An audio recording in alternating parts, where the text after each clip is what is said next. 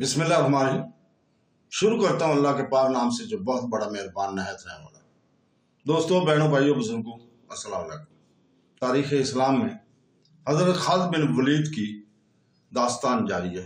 اس کی ہم 84 نمبر قسط ہے جس کو ہم آپ کے سامنے پیش کر رہے ہیں۔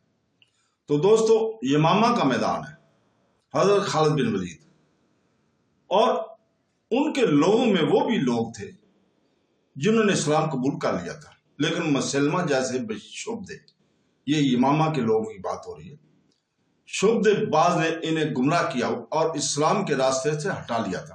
انہیں مسلمہ کے ثبوت نبوت کو مسلمانوں کے ہاتھوں بے نقاب ہوتے ہوئے دیکھا اور مسلمہ کی جنگی قوت کو مسلمانوں کے قلیل نفری کے بے جگری کے آگے ریزہ ریزہ ہوتے بھی دیکھا تھا، اور وہ محسوس کر رہے تھے کہ سچا عقیدہ اور نظریہ اسلام ہی ہے جو جھوٹ کو طاقتوں کو کچل دیتا ہے، اور وہ غیبی طاقت جو سچے کو جھوٹے پر حق کے باطل پر حق دیتی ہے، وہ اسلام میں میسر ہے، وہ اسلام میں مضمر ہے۔ چنانچہ یہ لوگ حضرت خالد بن ولید کی فوج میں شامل ہونے لگے۔ یہ حضرت خالد بن ولید کی مجاہدین کی کوششوں کا حصہ تھا۔ یمامہ میں شور اٹھا، کچھ لوگ دوڑتے ہوئے بستی سے باہر چلے گئے، عورتیں چھتوں پر جا چڑھی، افق سے گرد کی گھٹائیں اٹھ رہی تھی اور یمامہ کی طرف بڑھ رہی تھی۔ آندھی آ رہی تھی، لشکر ہے، کسی کا لشکر آ رہا ہے، ہوشیار، خبردار، تیار ہو جاؤ۔ حضرت خالد بن ولید ایک قلعہ نما مکان پر جا چڑھے۔ یہ آندھی نہیں، کسی کی فوج تھی۔ مرتدین کے سوا اور کس کی فوج ہو سکتی تھی؟ حضرت خالد بن ولید کو افسوس ہونے لگا کس برے وقت میں انہوں نے اپنی فوج سے کہا تھا کہ جو گھروں کو جانا چاہتے ہیں آپ چلے جائیں۔ گرد کے جو بادل اٹھتے نظر آ رہے تھے وہ بہت بڑے لشکر کی گرد تھی۔ حضرت خالد بن ولید کے پاس صرف 2000 نفری تھی، یا وہ نفری تھی جو ابھی ابھی فوج میں شامل ہوئی تھی۔ اس پر بھی بھروسہ نہیں کیا جا سکتا تھا، لیکن وہ اور بھی کیا کر سکتا تھا؟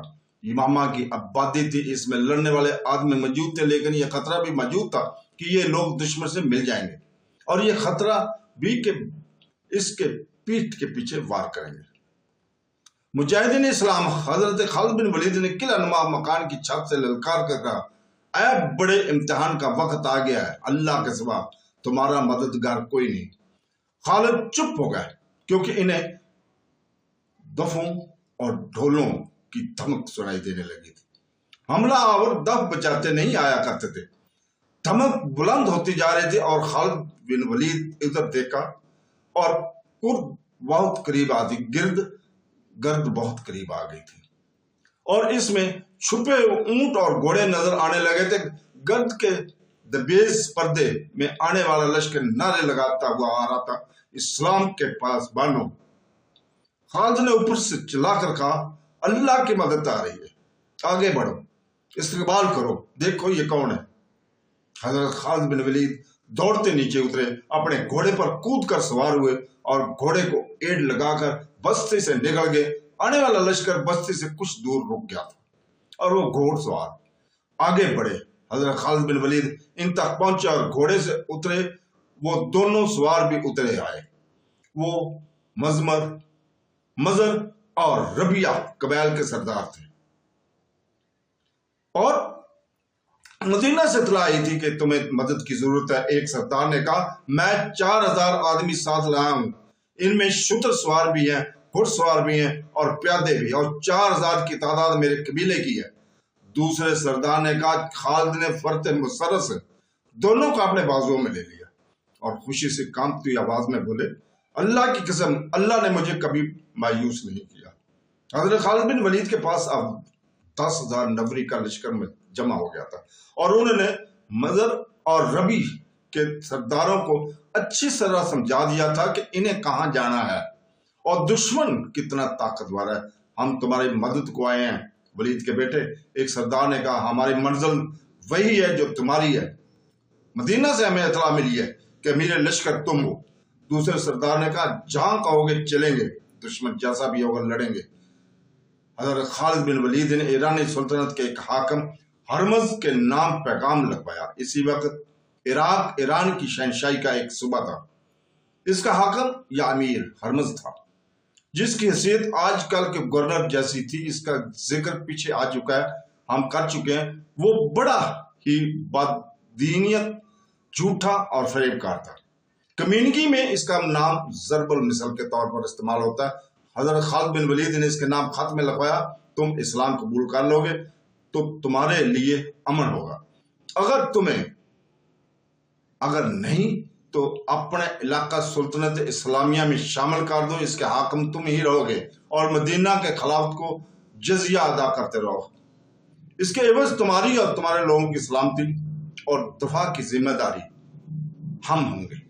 اگر یہ بھی منظور نہیں تو اپنی سلامتی کے ذمہ دار تم خود ہوگے، اللہ ہی جانتا ہے کہ تمہارا انجام کیا ہوگا، فتح اور شکست اللہ کے اختیار میں ہے، لیکن میں تمہیں خبردار کرنا اپنا فرض سمجھتا ہوں کہ ہم وہ قوم ہے جو موت کی اتنی ہی عاشق ہے جتنی کہ تمہیں زندگی عزیز ہے۔ میں نے اللہ تعالیٰ کا پیغام تم تک پہنچا۔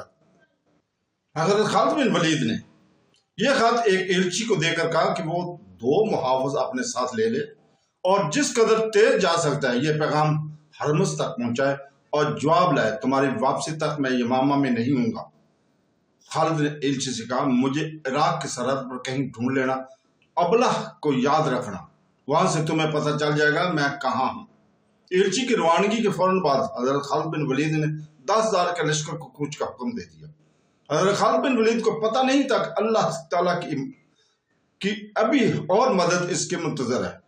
امیر المومنین حضرت ابو بکر صدیق نے شمال مشرق عرب کے علاقوں میں آباد 3 قبیلوں کے سرداروں مظہور بن عدی، حرملہ اور مسلمہ کو پیغام بھیجے تھے کہ اپنے اپنے قبیلے کے زیادہ سے زیادہ ایسے آدمی مسنہ بن حارثہ کے پاس لے جائیں جنہیں جنگ کا تجربہ ہو اور جو پیٹھ دکھانے والے نہ ہوں۔ انہیں یہ بھی لکھا گیا تھا کہ حضرت خالد بن ولید اپنی فوج لے کر آ رہا ہے اور وہ ان کا اپنے لشکر کا سالار اعلیٰ ہوگا۔ ابلا اور دیگر علاقوں میں جہاں عربی مسلمان ایرانیوں کے محکوم تھے، صورتحال کچھ اور ہی ہو چکی تھی۔ پہلے مسلمہ بن حارثہ نے ان بستیوں کی چند ایک جوشیلے جوانوں کو ایرانیوں کی فوجی چوکیوں اور فوجی قافلوں پر خون مارنے کے لیے اپنے ساتھ رکھا ہوا تھا، لیکن اب اسے محکوم آبادی میں سے ایک فوج تیار کرنی تھی۔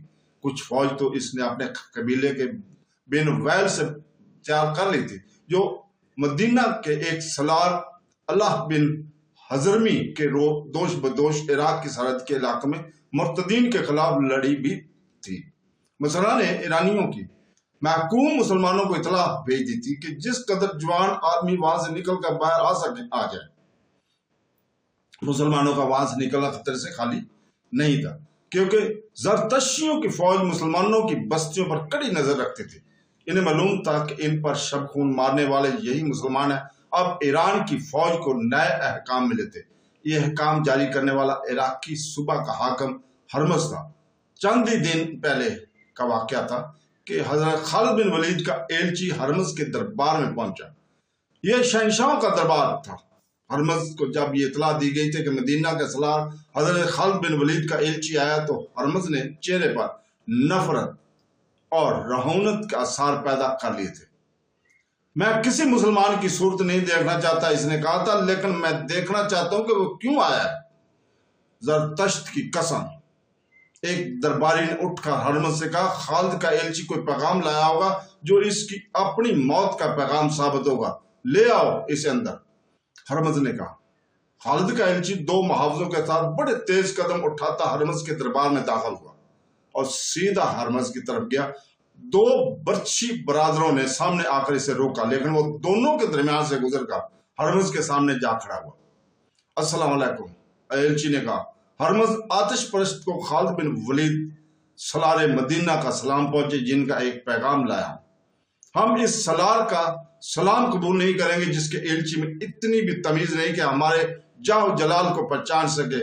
ہرمز نے حقارت سے کہا، کیا مدینہ میں جنگلی اور گنوار آباد ہیں؟ کیا تمہیں نہیں بتایا گیا تھا کہ تم ایک شاہی دربار میں جا رہے ہو؟ تمہیں دربار کے آداب نہیں سکھائے گئے تھے؟ مسلمان صرف اللہ کے دربار کے آداب سے آگاہ ہوتا ہے۔ ایلچی نے جرأت سے سر کو کچھ اور اونچا کر کے کہا، اس انسان کو اسلام کوئی हैसियत नहीं देता जो अल्लाह के बंदों पर अपने दरबार का रौब का गांठता है। मैं तुम्हारा दरबारी नहीं हूं, इस सलार का एलची हूं जिसे अल्लाह के रसूल सल्लल्लाहु अलैहि वसल्लम ने अल्लाह की तलवार कहा है। हरमज के सामने वो तलवार कुंद हो जाएगी। हरमज ने फरौनियों के से लहजे में कहा और हाथ बढ़ाकर तहमकाना लहजे में बोला, लाओ तुम्हारे अल्लाह की तलवार ने क्या पैगाम भेजा। एलची ने पैगाम इसके हाथ में दे दिया, जो वो इस तरह पढ़ने लगा जैसे अजर मजाक इसने एक कागज हाथ में ले लिया हो। पैगाम पढ़कर इसने इसे मुट्ठी में इस तरह चढ़ मोड़ कर दिया जैसे ये एक रद्दी का टुकड़ा हो जिसे वो फेंक देगा। क्या कीड़े मकोड़े ये ख्वाब देख रहे हैं कि वो एक चट्टान से टक्कर ले सकेंगे? हरमज ने कहा, क्या मदीना वालों को किसी ने नहीं बताया कि आजकल भी इस चट्टान से टकरा कर अपना सर फोड़ चुका है? क्या हम तुम्हें अपनी फौज एक झक दिखाई देंगे ताकि तुम अपने सलार को, अपने बूढ़े खलीफा को बता सको कि इराक की सरहद के तरफ देखने की भी जरूरत ना करे। मुझे सलार आला ने सिर्फ ये हुक्म दिया था कि यह पैगाम हरमज तक पहुंचाकर इसका जवाब लाओ। एलची ने कहा, मैं तुम्हारी किसी बात का जवाब नहीं दे सकता क्योंकि मुझे ऐसा कोई हुक्म नहीं मिला। तुम जैसे एलची के साथ हम ये सलूक करते हैं कि इसे कैद खाने में फेंक देते हैं। हरमज ने कहा, अगर हम रहम करें तो इसे कैद खाने की अजियत से बचाने के लिए जल्लाद के हवाले कर देते हैं। मेरी जान मेरे अल्लाह के हाथ में है। एलची ने कहा, पहले से ज्यादा जुर्रत से कहा, अगर तुम मुसलमान होते तुम्हें इल्म होता कि मेहमान के साथ क्या सलूक किया जाता, लेकिन अल्लाह के मुनकर और आग के पुजारी से इससे बेहतर सलूक की तवक्को नहीं की जा सकती। मुझे जल्लाद के हवाले कर दो, लेकिन ये सोच लो कि मुसलमान मेरे और मेरे मुहाफिजों के खून के एक एक कतरे का इंतकाम लेंगे। हरमज बिदक कर सीधा हो बैठा, गुस्से से इसकी आंखें लाल सुर्ख होगी। वैसी ही सुर्खी इसके चेहरे पर भी आई गई जैसे कि वो हजरत खालिद बिन वलीद के इस एलची को कच्चा चबा जाएगा। निकाल दो इसे हमारे दरबार से, हरमज ने गर्ज कर कहा। 4-5 दरबारी जिनके हाथों में बिरछियां थी तेजी से आगे बढ़े। एलची के दोनों मुहाफिजों ने तलवारें निकाल ली। पहले वो दोनों एलची के पीछे खड़े थे, अब वो एलची के पहलुओं में इस तरह खड़े हो गए कि इनकी पीठें एलची की तरफ थी। तो दोस्तों, इसके साथ ही आज हम यहाँ रुकते हैं। कल इंशाअल्लाह ताला हम यहीं से शुरू करेंगे। अल्लाह हाफ़िज़।